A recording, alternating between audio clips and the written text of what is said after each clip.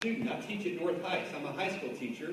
And how old are you? 17. She's 17. And we're going to talk about writing and some crazy stories today. So let me start by telling you that I'm a writer. I've written 20 books. I know. And 2 of them made money. So I write about sports. I love baseball and football, so I write about sports. I write about traveling the world. I've been to a whole bunch of countries. And I write about fishing. Let me show you one of my books. Look, isn't that pretty? I know. My wife caught that, not me. It was bigger than my fish. So, we are going to talk about freezing time, right? So when I write, one of the things I try to do is I try to think about what does the reader need? What would the reader need to see if I froze a moment in time? What would make them feel like they were there? So I'm going to give you 2 crazy examples, okay? All right, the first one, I can remember this like it was yesterday. I was 8 years old. Some of y'all are close to 8 years old. And I'd just seen a movie with my sister. Now, my sister's 3 years younger than me and very annoying. Y'all probably have one of those, right? Yeah, exactly. So we saw this scary movie. And this scary movie had this evil guy who got his hand cut off. Yeah. Well, they put the guy in prison, but they couldn't find his hand. And so the hand would come up and grab people and steal them and do evil things. Well, we got to see the movie, and I knew my sister every single night would go to her bed and get on her knees and say her prayers. So I decided to get under the bed. Oh, yeah, you can see where this is going.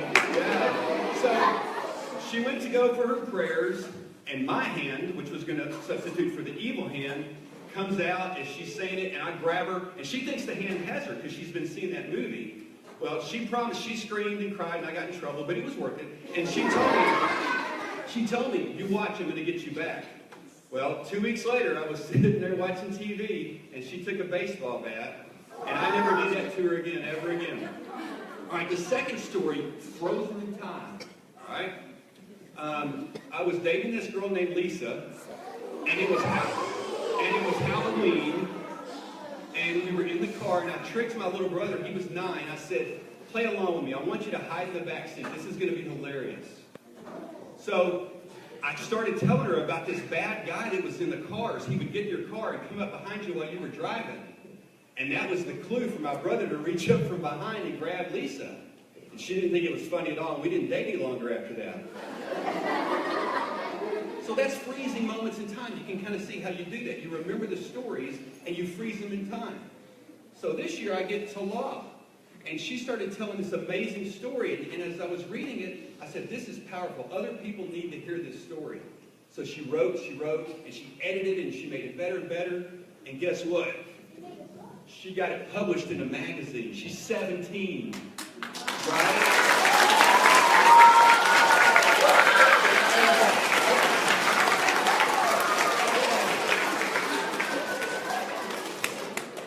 So Talal is going to share with you her love of writing, freezing time and moments, and you're just going to love her. So give it up for Talal.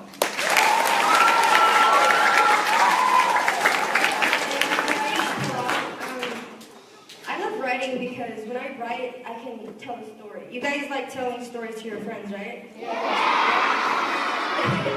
And when you tell a story, you want your friends to understand, right?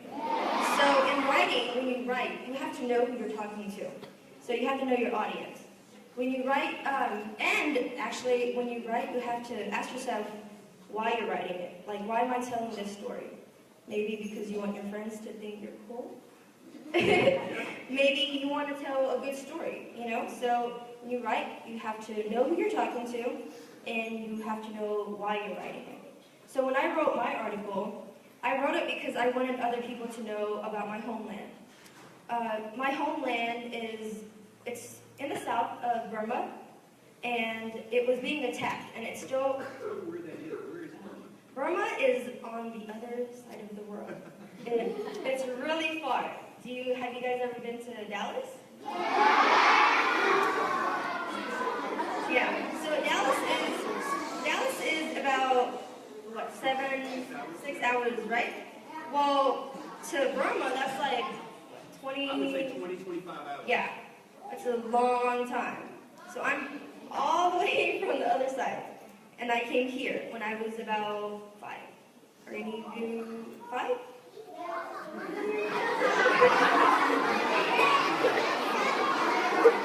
when I was in the refugee camp,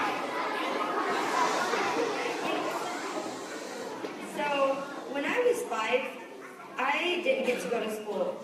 If we wanted to go to school, we would have to pay for it, and we had no money. If we did have money, that money wouldn't even be used for school because it would be used for food and just the typical things that you need, right? But if I did go to school, school wouldn't be like this. It would literally be you outside with a giant chalkboard, and then you know what pencil would be? You would have to get a stick, and you would have to burn that piece of stick, and then use the black part of it. You know how when you burn stick and it's left with black stuff? Yeah. We would have to use that as a pencil. And then paper would be just like a flat rock. So we didn't have any pencils, papers, markers. We don't have all the fun things you guys have. We had to learn just like the Flintstones. Have you guys seen that movie? Yeah. We had to be like that, and we're still like that today because our hometown is still being attacked because the government wants our land. It's like, for example, somebody big and mean wants South Georgia, right?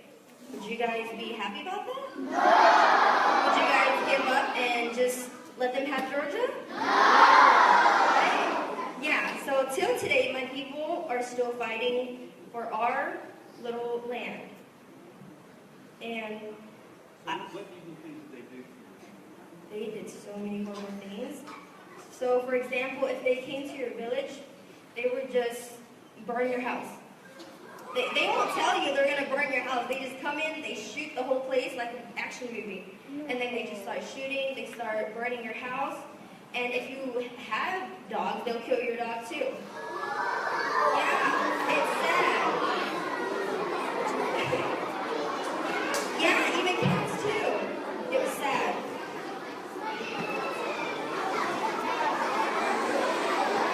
So, you know, when something bad happens like that, would you want to stay there? No, right? So that's why I came to America. But before I came to America, we were on a plane, right? And do you guys like pizza? I like pizza too now, but when I was on the plane, I had no idea what pizza was. I thought it was so weird, you know? Because, no, they didn't have pizza, they didn't have chicken nuggets. Oh, I know! They didn't have hamburgers either. Yeah, and we had to eat rice, and sometimes we would have pork, right? But that was not even a lot. So we would just have rice and chicken. Pretty much, yeah, every day. And it was food for us. But America helped us after we moved. I was able to go to school. I started first grade, and then I'm here now. You didn't speak English. No. School was horrible. See, when you don't know a certain language, people bully you. Do any of you guys speak another language?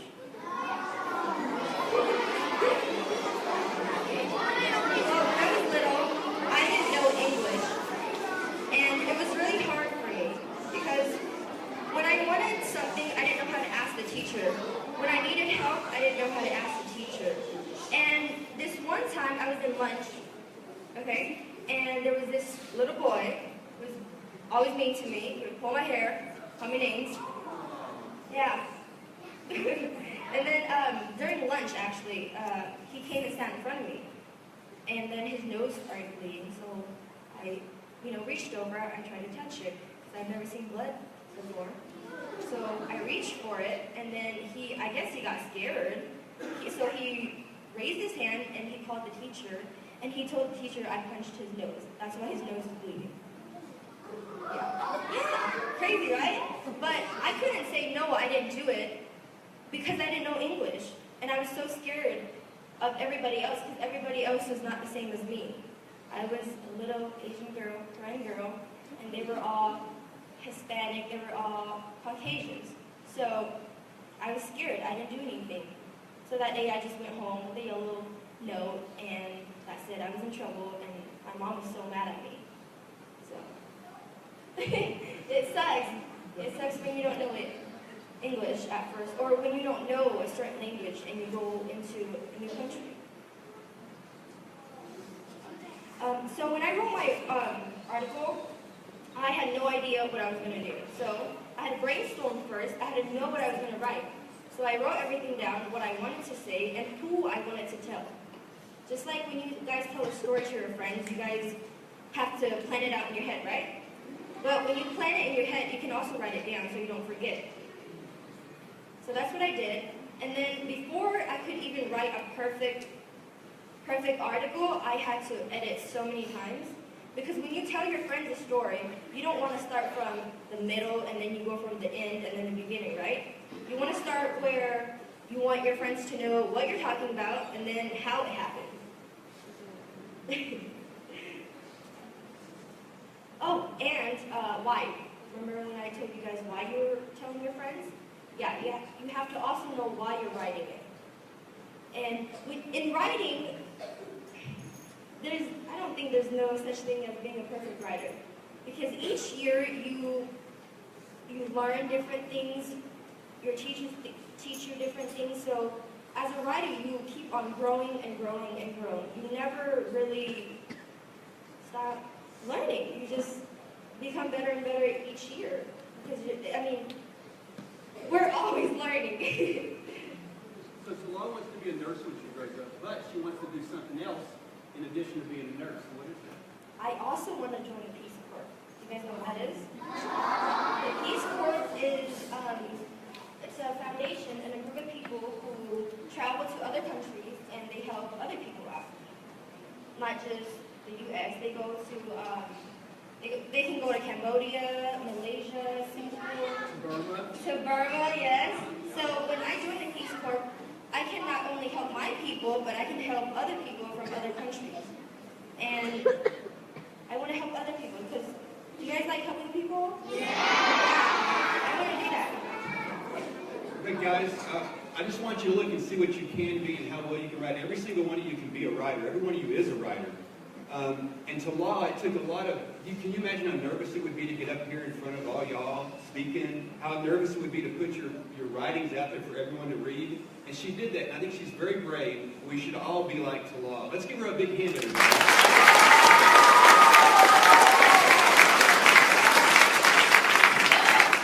Thank you. Talal, I worked and I worked and I worked on your name and I still didn't get it right, so I apologize.